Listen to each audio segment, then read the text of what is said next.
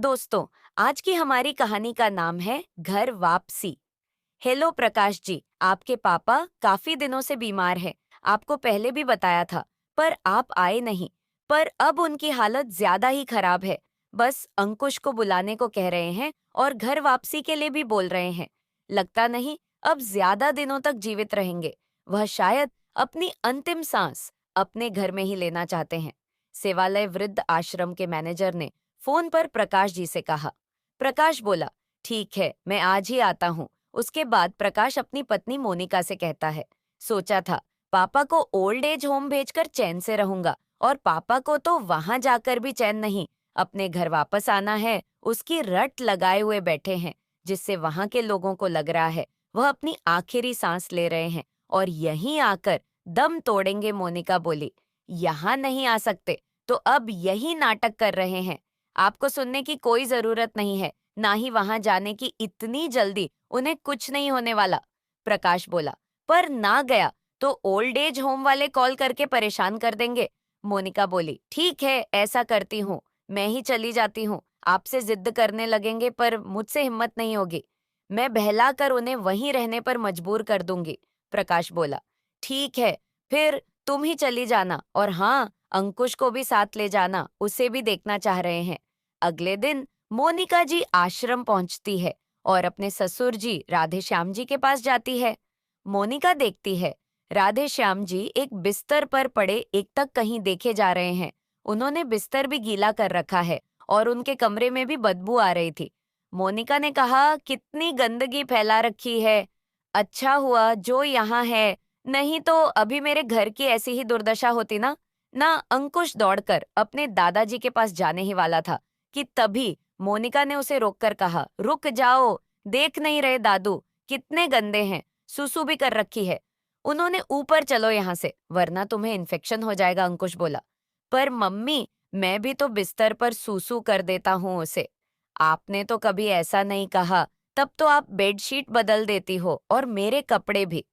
तो दादू के भी बेडशीट और कपड़े बदल दो ना, बेचारे दादू, कि यहाँ कोई भी नहीं देखभाल करता। आप इन्हें घर ले चलो, हम इनकी बेडशीट और कपड़े बदल दिया करेंगे। मोनिका बोली, बेटा, तुम छोटे हो और छोटे बच्चे तो बेड पर सुसु पॉटी करते ही हैं, पर तुम्हारे दादू तो बड़े हैं ना, उनके सुसु से तुम्हें इन्फेक्शन हो सकता है, इसीलिए तो इन्हें यहाँ रखा है।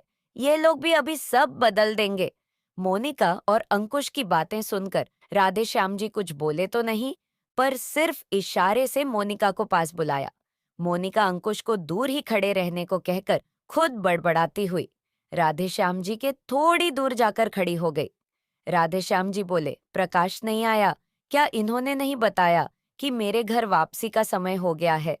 इससे पहले राधे श्याम जी अपनी बात खत्म कर पाते, मोनिका चिल्लाकर कहती है, क्या घर वापसी की रट लगाए हुए हैं? हालत देखिए अपनी, ऐसे में घर जाकर क्यों हमारी परेशानी और बढ़ाना चाहते हैं? हमारी नहीं तो कम से कम अपने पोते के बारे में तो सोचिए, कान खोलकर सुन लीजिए। यही आपका घर है, आपको अभी यहीं रहना है। पूरी उम्र चुपचाप यहाँ रहिए, जब उन्हें समय मिलेगा वह आ जाएंगे। यह कहकर मोनिका अंकुश को लेकर चली गई। इस शाम प्रकाश को वृद्ध आश्रम से फोन आया और उन्होंने बताया कि उनके पिताजी अब इस दुनिया में नहीं रहे। आप आकर उन्हें ले जाइए और उनके दाह संस्कार करवाइए। प्रकाश ने यह बात मोनिका को बताई, जिस पर मोनिका ने कहा, चलो मुसीबत टली। पर प्रकाश को थोड़ा दुख हुआ।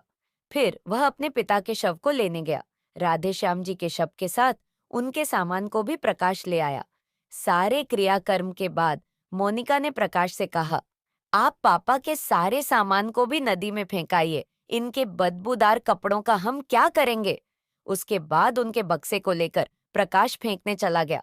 इनके बदबूदार कपड़ों का हम क्या करेंगे? उसके बाद उनके बक्से को लेकर प्रकाश फेंकने चला गया। बक्सा फेंकते वक्त बक्सा खुल गया और उसमें से एक छोटी सी डायरी बाहर आ गई। प्रकाश ने वह डायरी उठाई और पढ़ने लगा, जिसको देखकर वह तुरंत समझ गया कि यह उसके पापा की ही लिखावट है।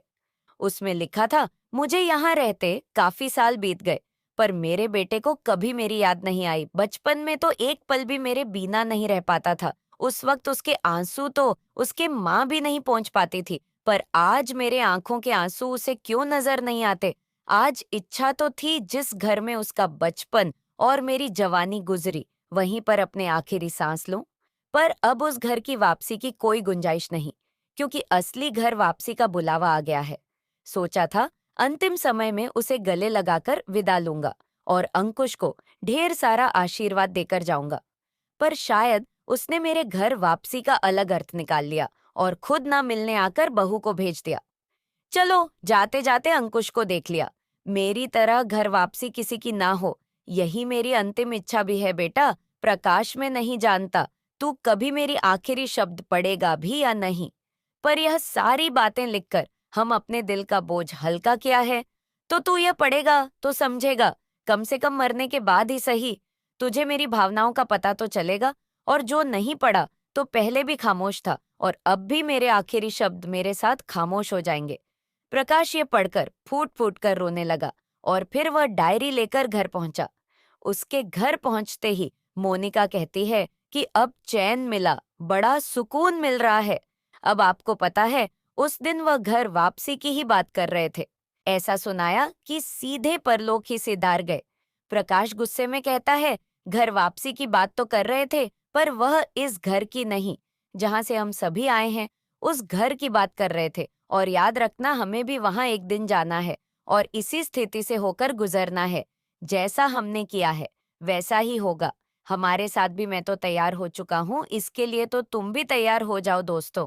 बुजुर्ग हमारे घर में जब होते हैं तो वह छोटे बच्चों की भांति प्यार और सेवा के हकदार होते हैं।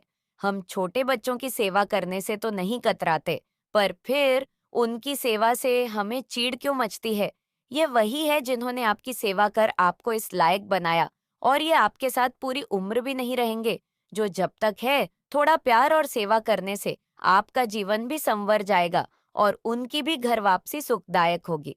मरने के बाद ना तो ये आपसे प्यार मांगने आएंगे और ना ही आपके आराम में खलल डालेंगे।